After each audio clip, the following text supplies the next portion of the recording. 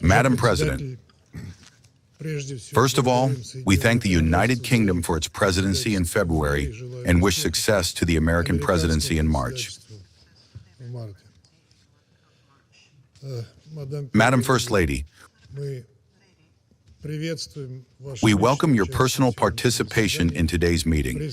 We are grateful for the convening of the event on the important topic of children, technology, and education in conflict situations.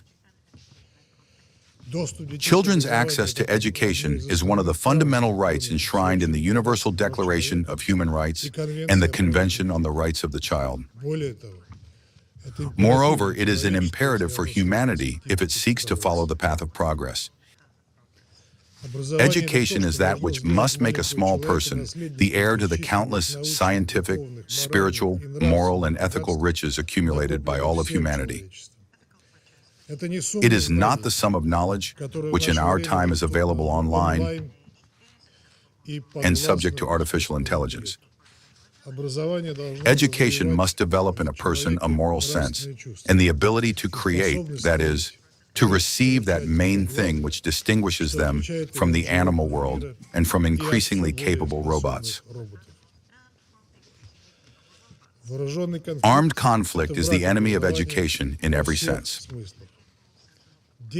Children, against their will, find themselves cut off from schools, from teachers, from their peers, and fall into a situation of isolation and constant stress. One cannot help but also recall that there are wars which are waged, among other things, in order to deprive children of access to education. Our country knows about this firsthand. Thus Hitler said, I quote, "On the issue of the treatment of Russians, the fundamental line for us is absolutely clear. This people must not be given culture. It is quite sufficient for children in schools to remember road signs, learn the multiplication table, learn to write their name." End quote. This is precisely why our country will never forget the horrors of Nazism, will not allow it to be reborn and deprive the world of Russian culture and culture in general. Madam President, today we must take all measures to ensure that, in the course of armed conflicts, the education of children is guaranteed as much as possible. A lack of access to education exposes children to an even greater risk of violence and recruitment into the ranks of armed groups. Technologies and innovations have serious potential as a tool for improving the situation of children in armed conflict. In conditions where educational institutions are closed due to hostilities, distance learning technologies are in demand, although they cannot serve as a replacement for a full-fledged educational process. At the same time, it is important to remember that in conflict-affected developing countries, the necessary infrastructure and the possibilities for its creation are often absent, and the population's coverage by digital technologies can be extremely low. Therefore, it is necessary to provide them with assistance in overcoming the digital divide. It must also not be forgotten that the online environment is a place for the dissemination of extremist ideology. Children without an education are easy prey for extremists and terrorists. If we do not find the opportunity to provide a decent, specialized online education to children, they may receive so-called instruction from other, far more dangerous sources. The Internet is also a place for the dissemination of materials featuring scenes of sexual violence against children and their sexual exploitation. A number of provisions in the UN Convention against Cybercrime, the first universal treaty in history in this field, which was developed at the initiative of Russia, are dedicated to the fight against these ugly phenomena.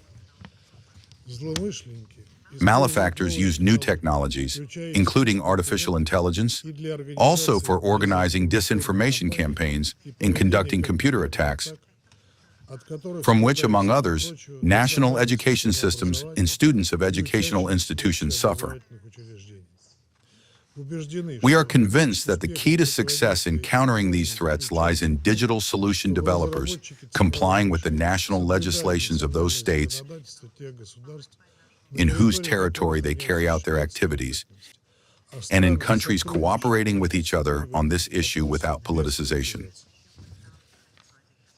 Madam President, despite the opportunities provided by technologies, nothing can replace live interaction with a teacher, as well as within a children's collective. Therefore, even in the course of an armed conflict, schools must remain a safe place.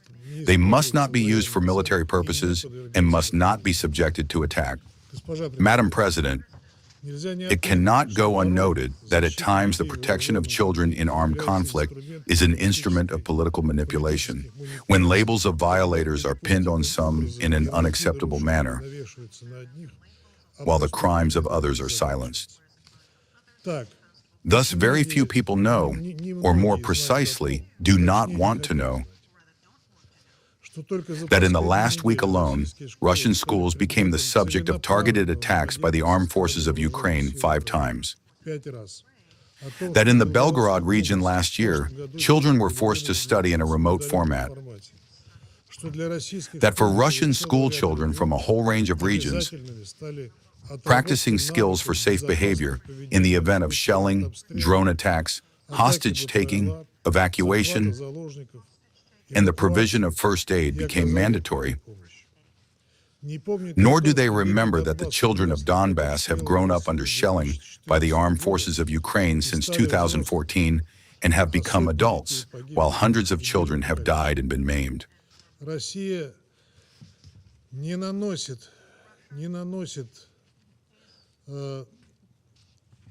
Russia does not carry out targeted strikes against educational institutions and consistently advocates for ensuring the comprehensive protection of minors and respect for the civilian character of educational infrastructure. The armed forces of Russia, when conducting the special military operation, strictly adhere to the norms of international humanitarian law.